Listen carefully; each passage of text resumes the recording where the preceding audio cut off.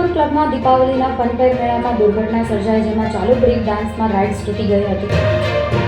Rotary club દ્વારા મેળાનું આયોજન કરવામાં આવ્યું છે, જેમાં રાઇડ્સ તૂટી પડતા દંપતીને ગંભીર ઈજા પહોંચી હતી।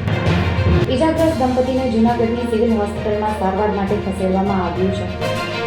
ફનફેર મેળામાં રાઇડ્સની મંજૂરી હતી કે કેમ તેને લઈને સવાલ ઊભા થયા છે। રાઇડ સંચાલકોની ગંભીર બેદરકારી સામે આવતા જેતપુર સિટી પોલીસે ફનફેર મેળાને બંધ કરાવી તપાસનો ધમધમાટ શરૂ કર્યો છે। हमारे यांत्रिक कमिटी तथा मामलतदार साहब और कलेक्टर साहब में तमाम मंजूरी अमे लीधेली है और फिटनेस सर्टी आव्या पछी ज आम जे मेळानो अमे कॉन्ट्राक्ट जेने संचालन माटे आपेलो है संस्था तरफथी त्यार पछी ज अमे एने चालू करवा माटेनुं कीधेलुं छे।